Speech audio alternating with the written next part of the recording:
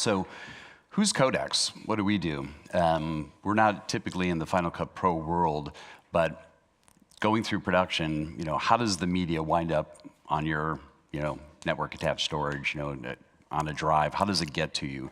That's really where Codex comes from. We're an OEM manufacturer that makes recorders for the primary main cameras in the marketplace. ARRI, we make the recorder for the ARRI Alexa XT and the Alexa 65 and their new SXTW. We also make the recorder for the VariCam Pure and the Canon C700. So we deal with these raw workflows. The term raw is a little misused from time to time. People tend to think their original files are raw. That's not what it means. Color space is not raw. Raw is basically the minimally touched sensor data that comes off of a camera, just like when we had film and we actually had a negative, that was our master. In this case, our original files are both raw. They could be in multiple different color spaces, but we manage it through a tool called Codex Production Suite. What we do is we make an end-to-end daily solution. So our job is to basically record the media, record the material onto the media, then back up that media, get it onto 2 redundant copies, maybe a long-term archive, and then put it into a deliverable format dictated by the editor. Now you might say, just send me the original files because I can drop red files in, I can drop these stuff into my timeline, but will your timeline play back Alexa 65 footage? Probably not. So in this case, we can make a deliverable right from those master files into ProRes, for instance, to go in with color baked in, with sound applied, everything ready to go for the editorial process, and still deliver you the raw file that, if supported through Final Cut, you can drop in and be able to go back and forth like we saw earlier today with the automatic proxy creation. But having a system set up where on a daily basis, we're taking the material and we're adding the sound and adding metadata. This is something we do with Codex Production Suite. It's a complete media management system. It'll work with multiple cameras all together. You don't have to separate them out or bin them into separate locations. You can for the setup, but it has a very powerful search tool on there where you can just search by roles. And where I used to spend a lot of time prepping materials and putting them into proper bins and get everything ready so I knew where my assets were. It's quite easy on the system to be able to find those, search them out, group them, and then put them into your timeline. We have tools for media check and clip history, and what that means is we can actually take a capture drive out of the camera and tell you if the media is good before you even do anything with it. If there are any CRC errors, any kind of problems, we detect those right away. We have high-speed cloning, so when you have to move in production, where now on a typical production daily basis, people are generating 5 to 15 terabytes of data, we need something to move the data over very quickly and to also still make our dailies in the same night. So Codex has the platform itself can run on the Mac OS platform where we have dedicated Linux hardware, and you get the performance scale accordingly. It's pretty impressive what you can do on the current new Mac laptop with the Thunderbolt 3. We're showing cloning and transferring at around 1,600 megabytes per second while we're still able to work in the foreground and play back ARRI raw files with a lookup table applied. So we have a very powerful QC and review tool. So this is an important step in the production side. You might get your paper list from production of the notes for the editor and your scripty notes, and then you get some additional information that's all separated out. We have a system that allows us to put that metadata into a common platform and track it all the way through so that we can manage this data through the editorial process, and when you're done with your cut, be able to reconform and apply that metadata back into the scenes. Very important because a lot of tools like Resolve and other daily systems truncate lots of metadata. They'll pass along for you the in and out and source duration and maybe the clip name, but a lot of the other stuff that may have been useful for the visual effects side of the world or the distribution side with that metadata can track through your entire cut. So this is the metadata editing section. I can update roll, scene, and take information, get those and make sure it's actually already in the files so you can come in. We can restripe camera time code. The earlier demonstration today, you had the mix of red along with GoPro material, but every time I went to the GoPro material, it's a different time code. So now if I'm doing a show on a procedural basis, I want to know this camera roll the GoPro should be at the same hour as my other camera. You can load the stuff in there and assign time code to it automatically and then carry that through, and that becomes your new master. So things like importing a CDL. A CDL is basically like an EDL for color. It's bringing along color information that may have been generated on set, either in camera, through ARRI's own look tools, or lots of what we call digital imaging technicians that work on set with the DP. They'll have tools, and there's a very popular one, Pomfret Live Grade, where they'll set just 10 numbers. They create a CDL, and then they can export that, and we can track that all the way through. It's really important because now you're getting sort of a pre-grade intent, and from there you can modify it and update that metadata as well within the system. So it's having that round trip of the data from what the DP saw, what the DIT intended, and then what the colorist is seeing, and then the editor, being able to just make, modifications to it. So you can come in without the CDLs and do your own grade as well, and we'll show a nice color correction tool outside for you. But this is really for on-set prep of color for dailies. So we also do sound sync in our system. It's automatically matched on time code, but you can do quarter frame offsets so that when we hand it back to you, it's sitting right on that proper, but I still call the A-frame, kind of a older Avid expression, but it's basically set up so that you're not having to deal with the slight drifts that may have occurred over time with time code, especially in various cameras that record ProRes or into some of the other compressed media. Over time, they can drift within the course of the day. So we can correct that and update it. Very powerful scrub tools. I like the fact I can play back up to 5 times with audio. It's really nice to actually whip through dailies without watching every setup, but also make sure things are still in sync. Our color corrector that's in Codex Production Suite is just what I call a CDL primary only color corrector. It's red, green, blue for your blacks, midtones, and highlights, and it has saturation. It conforms to the CDL standard. What doesn't work in CDLs is if people go into Resolve or into other tools and they start putting curves and things where those numbers, that math won't translate as you go down to other systems. The CDL processing has become a very universal standard for pre-grading, carrying it through, and then having a reference color for visual effects. However, a commercial, other things where you're doing it all on your own, you want to have more tools than just a CDL tool. So we're showing a new plugin for Final Cut Pro called Color Synth that we'll like to demonstrate for you as well. The system has really a nice look store built in where all the looks that you create can be exported as stills, either JPEG or DPX for reference.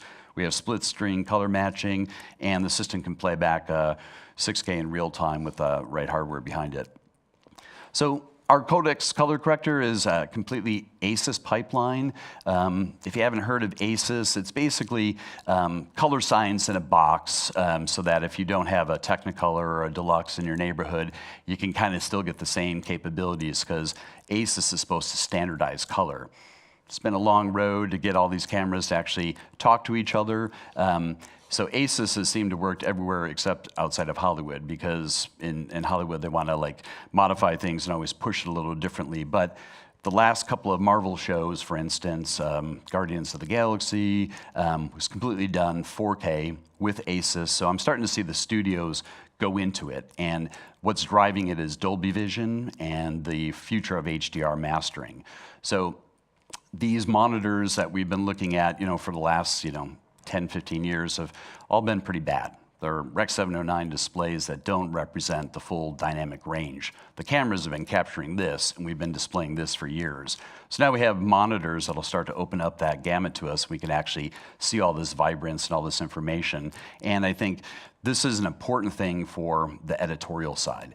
The reason CDLs got invented was when we were transferring film and some low-paid colorist, would just do a simple grade, would go into the edit suite, and the director would look at it and be like, can you do this and can you do that? And the editor start tweaking the color, and at this point, the director would fall in love with it. He's sitting with the editor for 6 months looking at this, and then they would go back to the finish, and the DP would come in and say, we'll do this, doing that, and it would fall apart. They're like, that's not what we have, and the director couldn't see the changes anymore because he had fallen in love with this. So I think having a solution like this now with HDR, it's going to be the same thing. The editors have to have HDR in your room. You have to be able to cut on this footage because you make a completely different creative decision, right? If something holds specular detail and you might like fascinate on it over another cut which you think is in focus and fits well. So if you don't see it, you're not going to make that editorial decision. So I think HDR grading and having those hooks in your suite is going to be an important setup, and that's what we're trying to do with ColorSynth and the integration of our color from set. The other quick thing you'll see when you come out and look at it, our system is template-based workflow. And what I mean by that is you can set up all these parameters. I'm making this for the editor. I'm going to make a ProRes 422 version. I'm making a 444 master with no look applied that will match back to, and I'm going to make an H.264 file because you want to stream that, to your director and let him see it. We can do all that automatically in the background, but set it up such that, as an editor, you don't have to think about it as much. You can have these things pre-set up by, the beginning of the show, and at that point, just hit a button and it basically does everything. So where most systems are kind of more manual, even though they have project-based, this system is template-based, and you'll see how easy it is to configure things. So we realized this through this workflow, and it's really through a combination of software and hardware.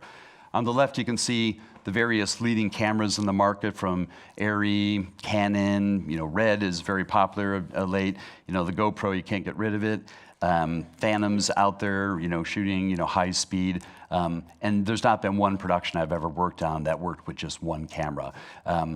Why there's many alternatives now, and you also give the opportunity for somebody to put a camera in places they couldn't before. And this is why the GoPro does exist, and why other smaller cameras are in the mix. It's all about being able to get first-person POV type shots and multiple camera angles, and change up the story. So having multiple angles and multiple cuts is something I'm sure you see all the time.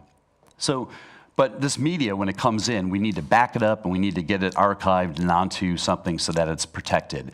Our system allows us to support not just Codex media coming in, but any media from various cameras. So if somebody shoots ProRes on S/S, you can still use our system to bring it in, sync the sound, do everything, and then transport it off.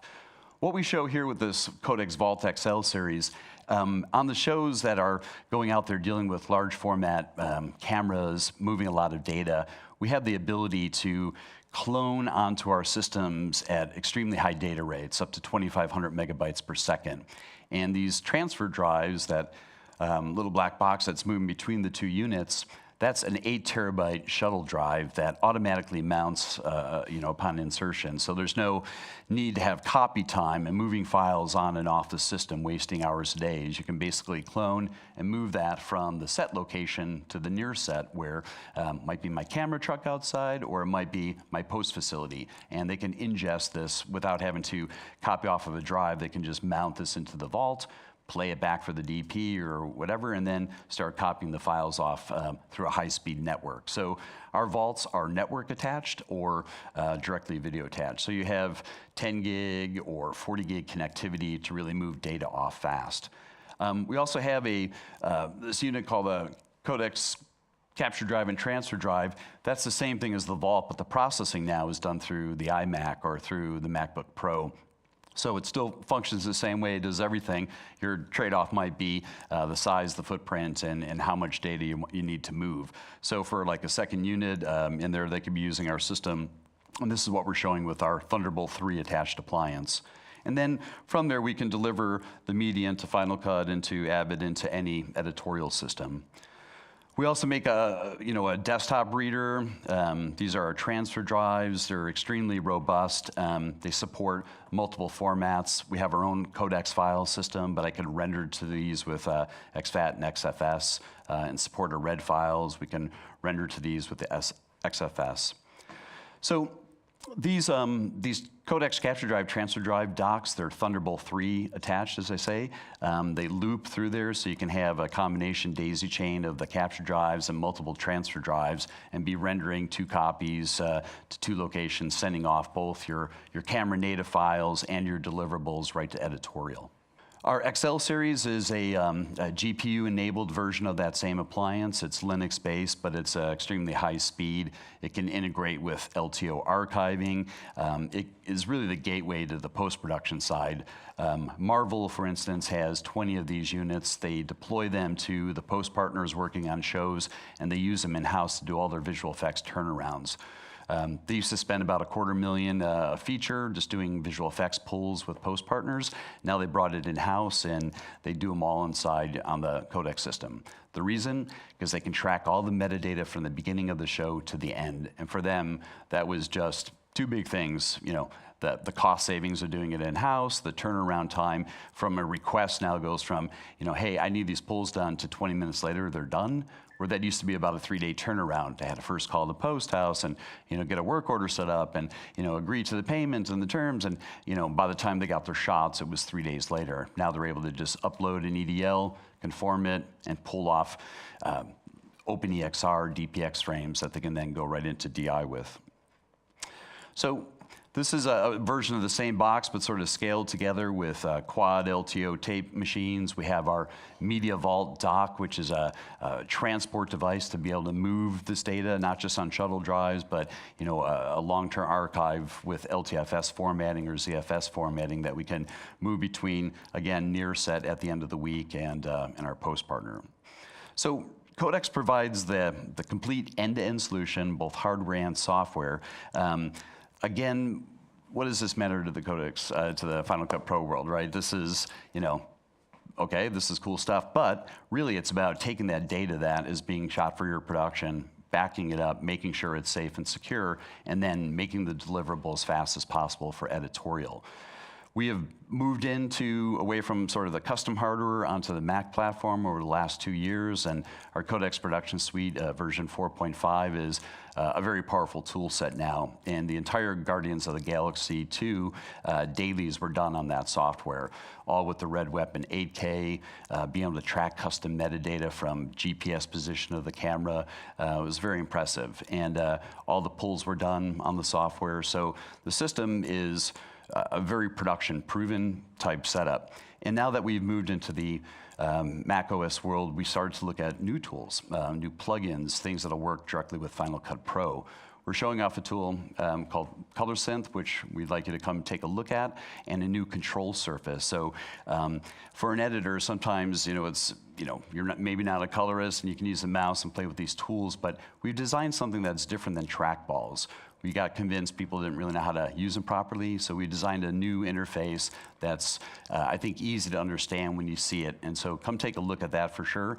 We got some more information about it. We'll give you a hands-on demonstration of Codex Production Suite if you're interested. And if you have any other questions, feel free to ask me outside.